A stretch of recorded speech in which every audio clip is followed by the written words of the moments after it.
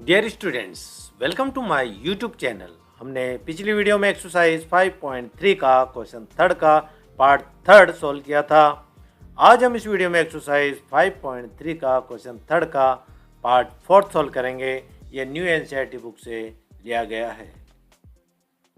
Question third है हमारे सामने। इन एन एपी गिवन हमें यहाँ पर दे रखा है A3 equal to 15, S10 equal to 125, find D and A10। हमें फाइंड करना है D और A10, और ये हमें A3 इक्वल टू 15 ये दिया गया है, S10 भी हमें दिया गया है 125। तो सबसे पहले हम D फाइंड करेंगे।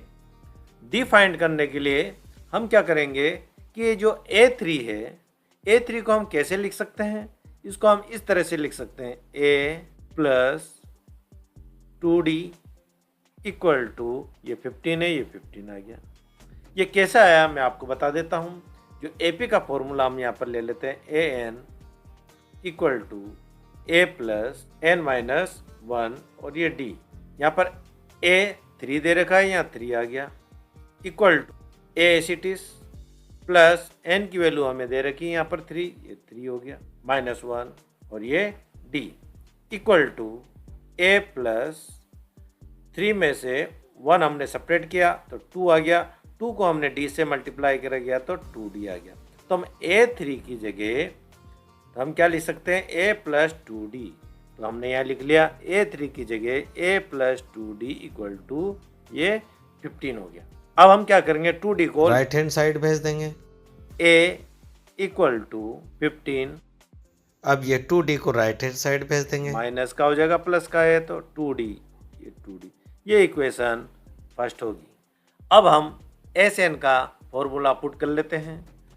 Sn equal to n upon 2 bracket 2a plus n minus 1d, ये हमने पुट कर लिया। अब हम क्या करेंगे, a की वैल्यू को हम a की जगह पुट कर लेंगे। Sn हमें दे रखा है यहाँ पर 125, तो Sn कितना हो गया हमारे पास 125 इक्वल टू n की वैल्यू 10, ये 10 दे रखा, देखो ये 10 है n की वैल्यू, n की वैल्यू होगी 10 अपॉन 2 एसिटिस।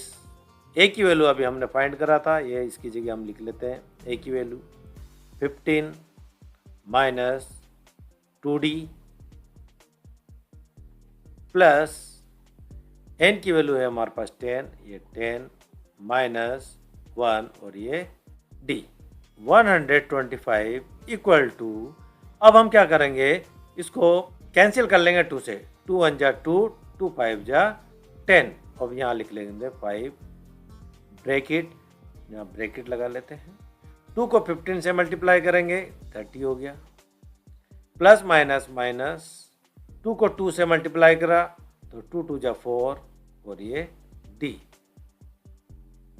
प्लस 10 में से 1 सेपरेट करेंगे तो 9 हो गया, 9 को D से मल्टीप्लाई करेंगे तो 9D हो गया 125। अब ये जो 5 है यहाँ पर इनसे मल्टीप्लाई हो रहा है, इसको हम लेफ्ट हैंड साइड भेज देंगे तो ये डिवाइड में हो जाएगा, इक्वल टू 30 हम एसिटिस हम यहाँ लिख लेते हैं 30। अब ये D है, ये माइनस 4D और ये प्लस 9D, तो ये DD हो गया। अब हम क्या करेंगे, इसमें से इसको सेपरेट कर लेंगे D को। अब 9 में से हम 4 सेपरेट कर लेंगे तो हमें मिलेगा 5D, तो ये 5D हो गया। अब हम इसको काट लेते हैं, 5 1 जा 5, 5 2 जा 10 और 2 इधर आ गया, 25 हो गया, 5 5 जा 25 टाइम ये कट गया है। अब हम यहाँ लिख लेते हैं 25। अब ये 30 है, 30 को हम लेफ्ट हैंड साइड भेज देते हैं तो माइनस में हो जाएगा, प्लस में तो 30 इक्वल टू 5D। अब इसमें से सेपरेट कर लेते हैं इसको। अब ये इसमें से जब हमने इसको सेपरेट किया 30 में से 25 को तो माइनस 5 आ गया, इक्वल टू 5D। क्योंकि ये 30 माइनस का है, बड़ा है, इसलिए बड़ा जो नंबर होता है उसका साइन लगता है। अब -5 एसिटिस हम यहाँ लिख लेते हैं, इक्वल टू ये जो 5 है डी से मल्टीप्लाई हो रहा, इसीलिए हम इसको यहाँ पर भेज देते हैं लेफ्ट हैंड साइड, तो डिवाइड में हो जाएगा इक्वल टू डी। अब हम इसको काट लेंगे, 5 बन जा 5, 5 बन जा 5, तो डी की वैल्यू अब हमें मिली, डी की वैल्यू होगी हमारे पास -1। अब हम डी की वैल्यू को हम यहाँ पर इक्वेशन फर्स्ट में पुट कर लेंगे, तो इक्वेशन फर्स्ट हम यहाँ पर लिख लेते हैं a equal to 15 minus 2d equal to 15 minus 2, d की वैल्यू हम यहाँ पुट कर लेते हैं -1 इक्वल टू 15। अब हम इसको मल्टीप्लाई कर लेते हैं, माइनस माइनस प्लस हो जाता, 2 1 जा 2 प्लस 2 इक्वल टू 15 और 2 को प्लस कर लेते हैं हम, तो 17 हो जाएगा। a इक्वल टू हमें मिल गया 17, a की वैल्यू भी हमारे पास आ गई है। अब हम a10 फाइंड कर लेंगे, तो फॉर्मूला लिख लेते हैं AP का, an equal to a plus n minus 1 d।